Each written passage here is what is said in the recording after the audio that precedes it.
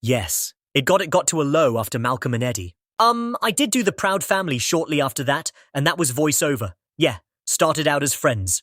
I mean, of course, I knew him from Cosby Show, but I think, we're 7 years apart. Also, I spent more of my adult life in long-term relationships than not. At 3 a.m., the quiet of the night shattered.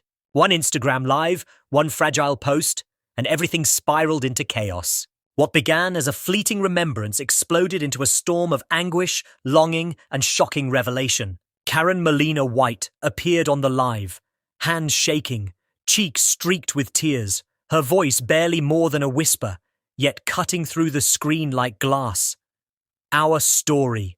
Maybe it was never meant for anyone else, but my heart will never forget.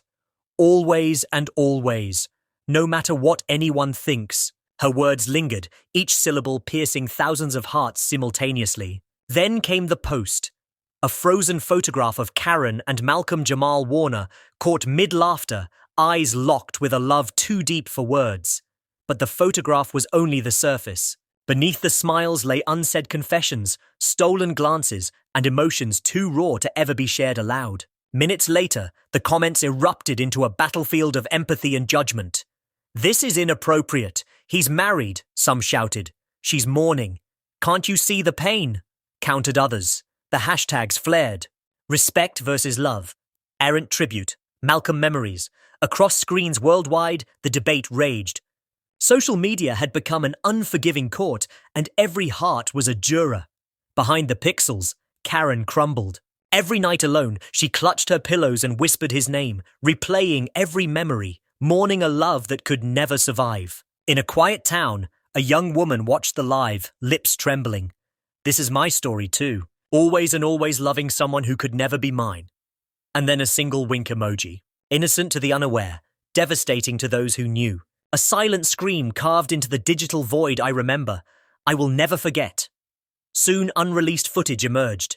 Malcolm laughing, crying, living moments now tinged with unbearable sorrow. Every smile was haunted, every touch a phantom of longing, every laugh a reverberation of grief. This was no ordinary post, no simple tribute. It was heartbreak made visible, love dissected for the world to witness, controversy bleeding into every frame. The world stopped, collectively shattered. Some stories refuse to be forgotten, some losses demand to be witnessed. Tonight, the world wept alongside her. At 3 a.m., and while most slept, Karen's life tore through the silence. Eyes red, hands quivering, voice trembling with unbearable weight. She whispered, "Some memories, some loves belong to the heart. Always and always, no matter what anyone says, the live wasn't just a memorial. It was a confession, a revelation. Each pause, each tear, each broken phrase carved invisible scars into every viewer. Then she posted a photograph, a frozen fragment of a moment, she and Malcolm smiling, a memory defying time. The image should have been innocent, just two friends. But the eyes betrayed the truth. Hidden affection, laughter echoing in empty halls, tears unclaimed, hearts quietly breaking. Comment sections detonated. Outrage, sorrow, disbelief, and debate collided. "This is wrong. He's married," cried some. "Can't you see she's grieving?" typed others desperate to defend. Hashtags surged overnight. Respect versus love, Karen's tribute, Malcolm memories. Social media became a global theatre of hearts, clashing, crying, witnessing. But the weight behind the screen was far heavier. Night after night, Karen replayed every memory, every laugh, every secret touch. Her tears were prayers to a love she could never hold, a devotion unclaimed by the world. The wink emoji wasn't flirtation. It was desperation. A silent scream I remember. I will never forget. I loved you beyond reason. The live pressed on. She shared stories no one had known, moments that had once belonged to private hours. Viewers froze, captivated, some weeping quietly, some nodding, feeling the resonance of heartbreak they had long buried. Old unseen videos emerged. Malcolm smiling, teasing, living freely, now weighted with tragedy. Every glance, every touch, every laugh became a symbol of what had been stolen by fate. The world watched enraptured, hearts breaking collectively. The tension transcended emotion. It was ethical. Grief collided with judgment. Love confronted propriety. and every viewer wrestled with conscience. Was sharing this intimate world right or wrong? Or was it simply the raw honesty of a heart that refused silence? From quiet towns to bustling cities, people resonated. A young woman typed trembling, "This is my story too. Loving someone I could never have. Always and always, silently." Comments became confessions. Hashtags became shrines. The live transformed into a global sanctuary for sorrow. Karen's voice. In the noise were voices that refused to let her drown.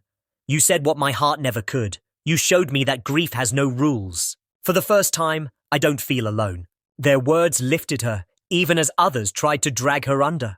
And then, like gasoline on an open flame, old friends of Malcolm Jamal Warner, actors, colleagues, family, and all but name began releasing their own tributes. Rare photographs, behind-the-scenes clips, stories once locked away came spilling out.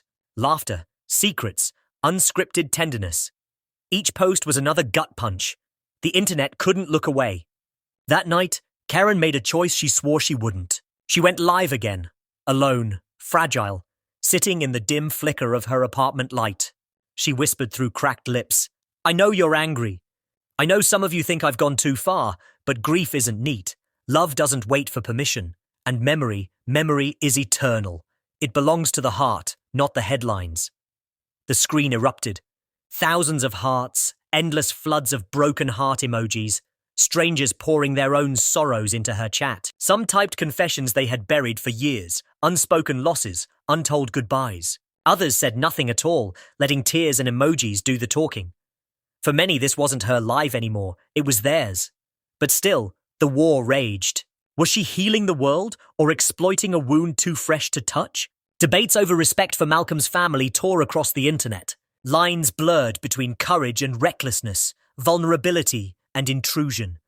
This wasn't just Karen's grief anymore, it was a battleground for the world. Then came the twist no one expected. A young fan, barely out of her teens, posted a thread that went viral in hours. She confessed she had watched Karen's every word, every tear, and for the first time allowed herself to grieve a love she had buried years before. Watching Karen, I realized my heartbreak wasn't shameful. My love wasn't wrong. I finally let myself feel again. Thousands responded, echoing her revelation. Private grief had become collective catharsis. And then, as if the universe itself conspired to rip open the past, unseen footage surfaced, archival clips of Malcolm and Karen together. Casual moments on set, shared glances that lingered too long, laughter caught in stolen seconds. Each video carried the intimacy of two souls bound in ways words could never explain. The world wept. These weren't just memories, they were wounds torn open for all to see. That night, Karen uploaded what would become her final tribute. A black screen, her trembling voice alone. This isn't about scandal. This isn't about judgment. This is about love, about loss, about remembering the person who changed my life and countless others. If my grief helps even one person feel less alone, then every sleepless night, every tear, every scar is worth it. The response, tsunami. Millions shared, millions wept. Strangers became friends in comment threads. Trauma survivors spoke for the first time. Hashtags like On Always and Always and Malcolm Memories surged across continents. Social media became a cathedral of grief, echoing with prayers, cries, and confessions too raw for real life. But the fiercest debate still raged. Had Karen honored Malcolm or stolen his memory? Then, silence was broken by Malcolm's family. Their statement hit like a thunderclap. They acknowledged Karen's pain. They honored her love, and with a grace no one expected, they invited the world to join them in celebrating Malcolm's legacy. "We understand her grief," they wrote. "We honor her heart, and we welcome every soul touched by Malcolm to remember him with us." The effect was seismic. For the first time, critics faltered. Supporters cheered, and millions who had followed Karen's every move felt a strange, imperfect closure. The story was no longer hers alone. It belonged to all who had loved, lost, and dared to remember. By week's end, the narrative shifted. News outlets called it a global reckoning with grief in the digital age. Academics dissected it. Psychologists analyzed it. Hashtags turned into movements.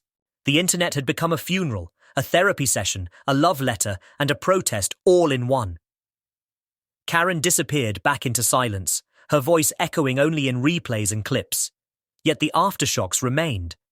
People everywhere shared their own heartbreaks, their own forbidden loves, their own midnight grief. Every hashtag, every whispered confession was proof that pain unites more than it divides. And as the world leaned back from their glowing screens, one truth stood unshaken. Some grief cannot be silenced, some love refuses to fade, and some stories once spoken belong not to one heart but to all. If you've watched Karen's journey unfold, you already know this isn't just her story. It's ours. Every hidden ache, every midnight tear, every name we whisper in the dark, her voice carried it for us. And if her pain stirred yours, then you know the truth. You are not a